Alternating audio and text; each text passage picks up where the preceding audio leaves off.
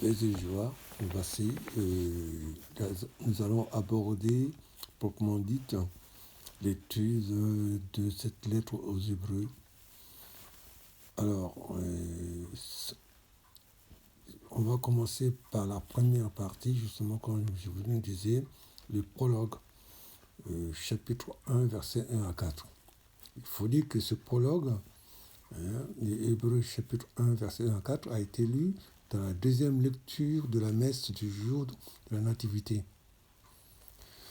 Alors, moi, il y a quelque chose qui m'a beaucoup frappé, et que chaque fois que je lis les disciples de Maïs, dans le chapitre 24 de Luc, versets 25 à 27, surtout le verset 27, où Jésus disait aux deux disciples, deux points, et en commençant par Moïse et en parcourant tous les prophètes, il leur interpréta dans toutes ces écritures ce qui les concernait. Alors, dans ces livres, des Hébreux, nous allons, si nous scrutons ces livres, nous allons voir beaucoup de passages, justement, qui sont en italique. Et dans le Nouveau Testament, tout ce qui est en italique, en général, reprend les écritures de l'Ancien Testament. Alors, on a l'impression que l'auteur de ces livres a lu cette partie de Luc. Parce que souvent, il va reprendre les passages de l'Ancien Testament pour nous présenter tout ce qui a été dit de Jésus dans l'Ancien Testament. Et puis, apparemment, on a l'impression qu'il s'adresse à un peuple qui connaissait les Écritures. Parce qu'il va reprendre énormément les Écritures. Donc, le prologue, il commence par ce verset. Après avoir à maintes reprises et sous maintes formes, jadis au Père et par les prophètes, Dieu, en ces jours qui sont les derniers, nous a parlé par son Fils.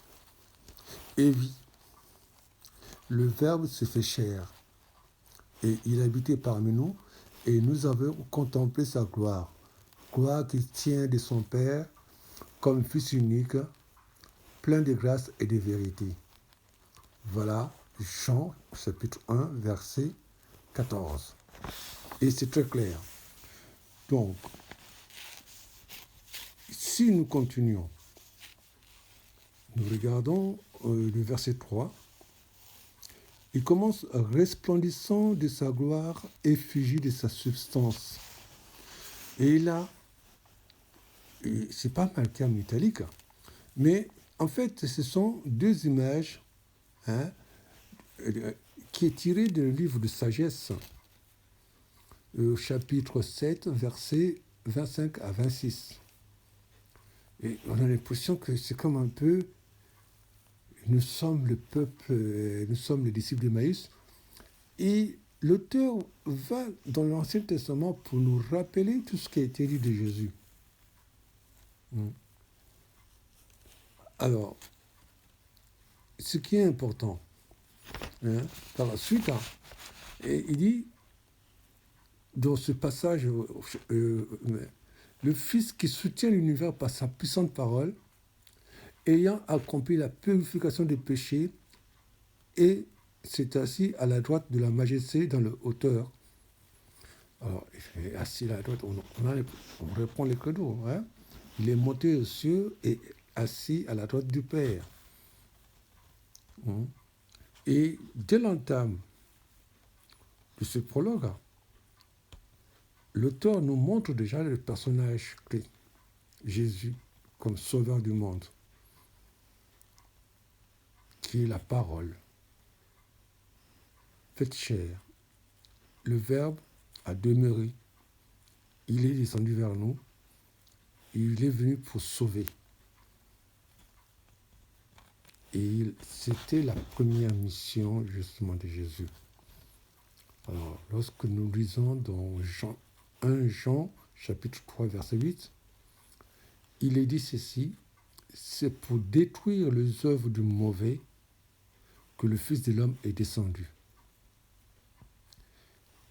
Pour réaliser le salut de l'homme, le Fils de l'homme est venu prendre la condition humaine, souffrir comme un homme, et il nous arrache le griffe de celui qui nous entraîne à la mort, c'est-à-dire Satan. Voilà ce qu'on peut dire dans ce premier prologue. Dans ce prologue de l'entrée, à l'entame de cette lettre, l'auteur nous situe les contenus déjà de ce qui va se dire pendant cet épître. Nous remarquerons que plusieurs fois, nous allons voir des passages qui sont en italique et qui reprennent, en fait, si nous voulons bien,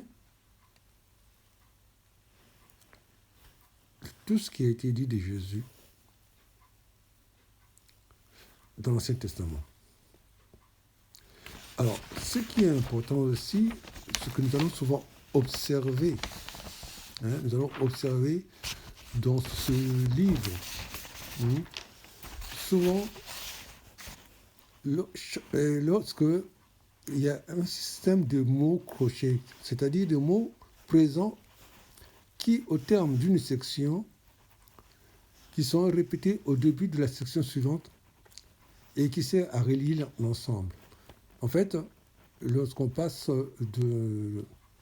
d'une partie à une autre, la partie se termine souvent par des mots-clés qui sont présents dans cette section et qui vont démarrer la deuxième section. Donc, c'était le premier point. Vous avez lu ce que je vous avais dit par rapport à l'introduction au plan. Nous avons le premier point qui devait traiter, c'était le prologue. Et ensuite, nous avons la partie dogmatique qui va du chapitre 1, verset 5, jusqu'au chapitre 13, verset 19. Et là, nous allons aborder dans cette première partie, justement, la première section qui est le Fils de Dieu est abaissé et élevé, partie de la parole de Dieu, les parties qui parlent de la parole de Dieu en son Fils, et il nous montre que le Fils est supérieur aux anges. Vous remarquerez qu'à la fin de ce prologue, il parle des anges. Et là, nous allons aborder cette partie qui va commencer par nous parler des anges. Alors, si nous regardons bien cette partie, le Fils est supérieur aux hommes, dans la première partie qui dit la preuve des Écritures saintes, essayez de regarder tout ce qui est écrit, justement, en italique. En fait, il utilise pour expliquer cette partie, il utilise que pratiquement la parole de Dieu qui est dans l'Ancien Testament. Alors, il va situer plusieurs passages que je vous donne successivement. Il va utiliser successivement plusieurs passages. Le psaume 2, verset 7, 2 Samuel, chapitre 7, verset 14, le livre de Deutéronome, chapitre 32, verset 43, le psaume 104, verset 4, le psaume 45, versets 7 à 8, le psaume 102, versets 26 à 28, et le psaume 110, verset 1. Donc, on les retrouve des successions comme ça, et qui va se terminer justement par le verset 14, qui clôt justement le chapitre 1er, il dit « Est-ce que tous ne sont pas des esprits chargés d'un ministère envoyés pour servir des services pour ceux qui doivent hériter du salut. Donc le mot salut, il est important. Donc là, nous allons nous arrêter et nous allons continuer les deux autres parties de ce premier grand chapitre. Et la prochaine fois, dans la prochaine vidéo. Voilà, donc nous avons parlé du prologue.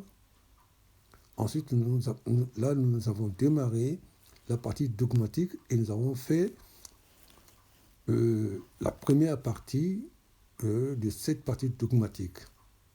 Allez, les bons visionnages, que Dieu nous bénisse, comme les disciples d'Emmaüs, que notre cœur se réchauffe pendant que nous écoutons ces paroles, pendant que nous dévorons ces paroles.